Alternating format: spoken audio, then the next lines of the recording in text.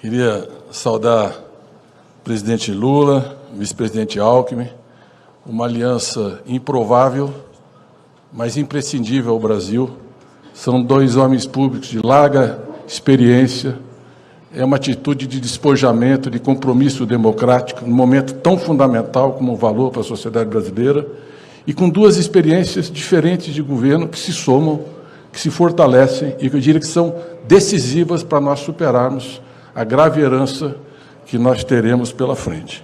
Queria saudar o presidente da CNT, Wander Costa, agradecer o convite e parabenizar pelo trabalho, ao ex-presidente Clésio Andrade, um parceiro histórico do Estado brasileiro no setor do transporte, que eu acho que todos aqui e o Brasil reconhecem, saudar Anderson Adalto, ex-ministro do Transporte, e Maurício Muniz, ex-secretário executivo do PAC, que tem contribuído muito para o nosso trabalho, saudar a nossa presidenta nacional do PT, e tem muito a ver com essa agenda, não só como deputada, mas como também chefe da Casa Civil. Ela enfrentou algumas pedreiras, como a Lei dos Portos, que deu avanços extraordinários para o nosso país.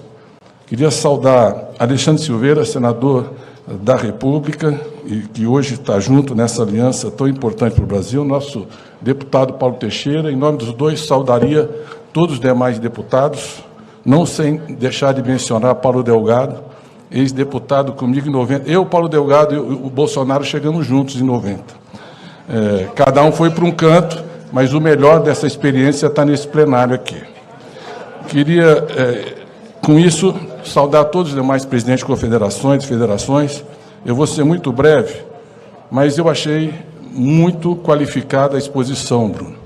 Agora, diferente de outras candidaturas, nós temos um programa de governo que está sendo verdadeiramente discutido por um presidente que deverá governar o país nos próximos meses. Então, nós fizemos uma plataforma na internet e recebemos cerca de 15 mil propostas, que estão sendo analisadas, vão ser classificadas, e uma parte vai para o nosso programa. Nós só temos um documento de diretrizes, mas tudo será encaminhado às equipes de transição. Então, nós temos grande interesse nessas propostas e cerca de 100 propostas que nós já recebemos de entidades nacionais como essa que foi feita aqui. Agora, você vai ser convidado para sentar com a nossa equipe técnica e nós vamos fazer um espancamento da sua proposta. Não é só uma apresentação, uma resposta rápida, né? Porque se a gente não for a fundo, a gente não constrói. É muito fácil dizer que nós estamos todos, e depois chega no governo, não é o que acontece. Então, vamos aprofundar essa discussão técnica e depois oferecer ao presidente para tomar as decisões que forem compatíveis. Mas eu queria aqui destacar algumas coisas, parabenizando a qualidade do trabalho. Nossos 13 anos de governo, transporte e logística foi absolutamente prioridade do governo. Quando a gente olha o Plano de Aceleração do Crescimento e o PIS, e o PIO, que foi o nosso instrumento das concessões, nós tivemos uma taxa de investimento que cresceu de 16,6% em 2003 para 19,9% em 2014.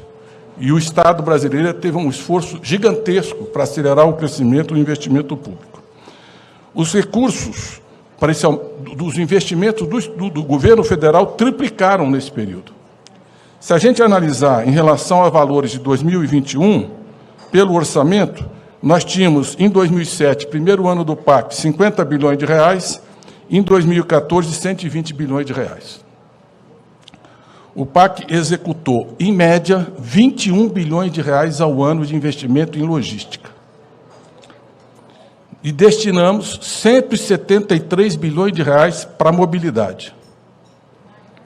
E é interessante falar disso numa capital como Brasília, em que os 50 anos em 5 do plano de metas tinha um modal de transporte no coração da proposta, né? A própria construção de Brasília, a rodoviária, é um símbolo desse salto extraordinário da indústria, onde a indústria automotiva era a indústria da indústria que mais relações interindustriais tem. Então, nós demos continuidade ao que tem de melhor da nossa história.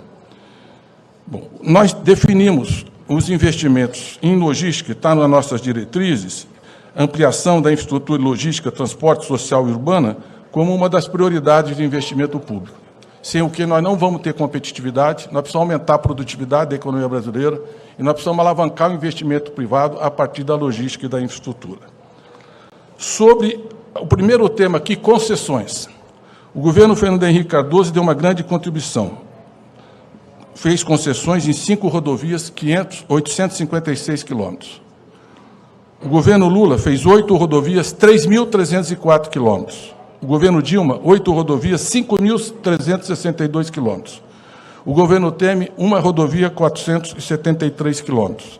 Então, vocês vejam que o nosso governo fez 10 vezes mais que o governo Fernando Henrique Cardoso, que teve uma contribuição importante, e 20 vezes mais que o governo Temer. E, em relação ao Bolsonaro, nós tivemos 3 vezes mais concessões nas rodovias do que 3.143, e vários desenhos estavam prontos. E melhoramos o padrão da concessão, que era mais investimento e menor tarifa. E que era isso que nós precisávamos para poder modernizar e dar competitividade à economia. Em relação às ferrovias que foram mencionadas, eu quero lembrar que no trecho norte-sul deixamos o trecho central para que fosse licitado, executado 93% das obras. E na FIOL, nós fizemos 75% para que fosse licitado o trecho 1. Nós, portanto, melhoramos e avançamos no desenho de um novo marco, que hoje é uma demanda que tramita no Congresso, de gestão e de concessão do setor ferroviário. Nos aeroportos, só quero lembrar que quando o presidente Lula entrou, nós tínhamos 30 milhões de passageiros. Chegamos a 100 milhões de passageiros. E todos esses aeroportos modernos que nós andamos no Brasil hoje foram reformados nos governos do PT. Hoje, nós temos em torno de 60 milhões de passagens depois de toda a demanda reprimida da pandemia. O povo não tem renda e os custos são absolutamente abusivos. E o Lula precisa voltar para o povo poder voltar a viajar de avião, porque está absolutamente excluído, né, de um tempo em que o aeroporto tinha virado uma rodoviária. Em relação aos portos, a presidenta Gleisi fez uma luta, toda essa coragem característica, decisiva pela lei dos portos. E nós conseguimos, com isso, avançar nos TUPs, nos terminais privados, nos arrendamentos, que era um passo fundamental para ganhar competitividade na estrutura portuária do país. Em relação aos investimentos públicos e privados em infraestrutura de transporte, o item 3, Bruno, eu quero só lembrar que nós fizemos, e aqui tem um ponto fundamental, nós estamos vivendo uma grande liquidez internacional. O volume de dólares na economia mundial, depois da pandemia e da guerra, dobrou em 2 anos. Tem muito dinheiro circulando, tem uma inflação e tem uma certa estagnação na economia mundial. Mas há uma mudança geopolítica. O Brasil pode ser uma grande plataforma para atrair investimentos. E atraindo investimentos externos, nós vamos apreciar o câmbio, reduzir os juros, reduzir a inflação, e porque o mundo vai querer diminuir a sua dependência em relação à Ásia. E nós podemos ser essa alternativa para a União Europeia, para os Estados Unidos, de um porto seguro de modernização, e a infraestrutura é fundamental. Nós já tínhamos feito uma lei de debêntures para melhorar o financiamento de longo prazo, mudamos o arcabouço das garantias, que eu acho que é uma solução muito decisiva. O BNDES, ele pode, por exemplo, fazer concessão, trazer financiamento privado e dar garantia. Você não precisa alavancar recursos públicos para financiar, ainda que o BNDES deva continuar financiando projetos importantes. Mas esse sistema de garantia é o que o BID está usando, o que vários bancos multilaterais hoje utilizam. E nós estamos trabalhando fortemente, inclusive, para que o banco possa trabalhar mais a questão das micro, pequenas e médias empresas. E fortalecemos fortemente o mercado de capitais, e nós estamos, como eu estou dizendo, analisando que nós temos uma grande oportunidade num cenário de risco e de dificuldades, mas o Brasil está muito bem posicionado, porque tem alimentos, porque tem minério, porque tem matéria-prima, porque tem terra, porque tem água, e porque há essa demanda de repensar o sistema de dependência da globalização.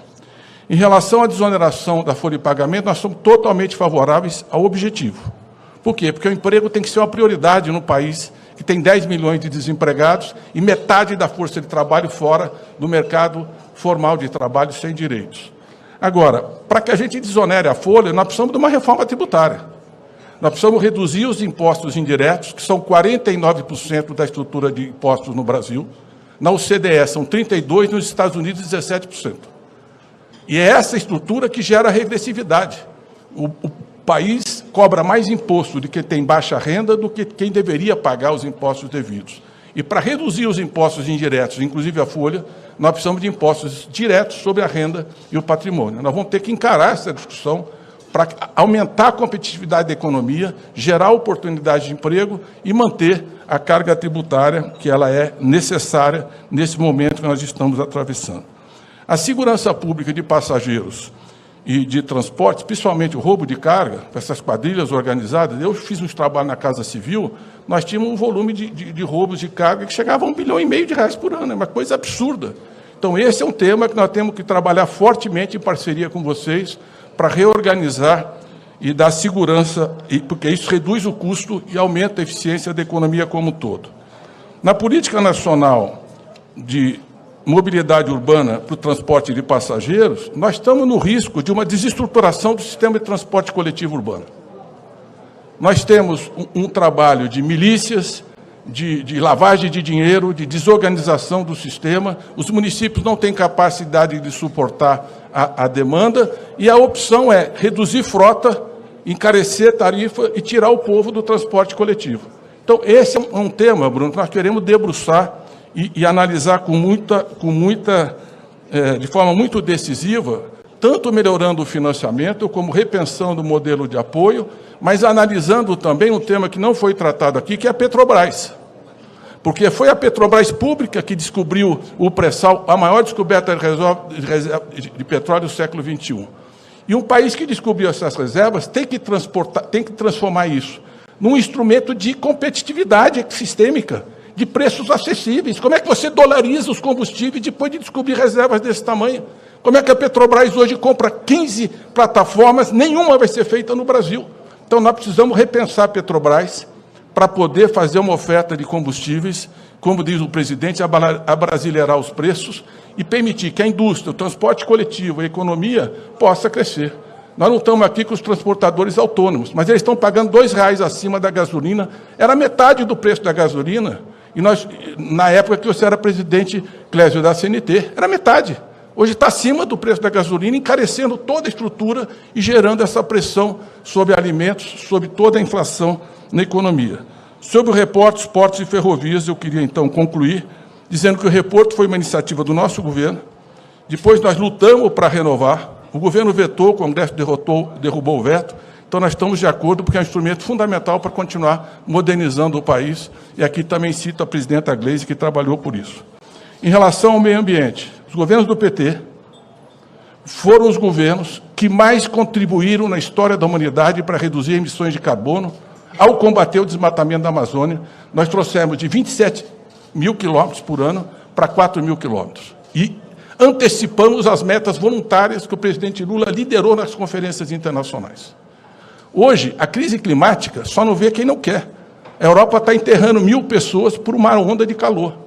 Se o Brasil quiser sair dessa condição de pária da diplomacia e voltar no centro da política internacional, o interruptor é combater o desmatamento e é ter uma política de sustentabilidade ambiental. O mundo precisa da Amazônia. Agora, nós temos que cobrar do mundo que dê uma contrapartida para as 25 milhões de pessoas que vivem lá.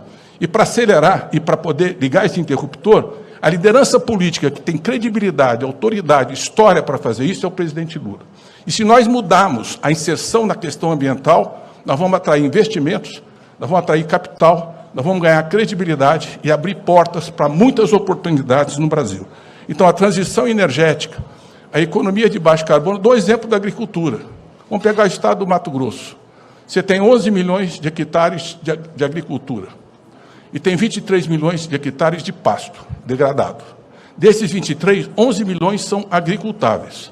Se nós tivermos um plano safra que dê um estímulo na taxa de juros para que o produtor transforme o pasto em área agricultável, ele vai ter uma valorização patrimonial, porque a terra vai valer muito mais. E você pode vincular esse financiamento a uma agricultura de sequestro de carbono, porque você já tem tecnologia em Embrapa para fazer isso.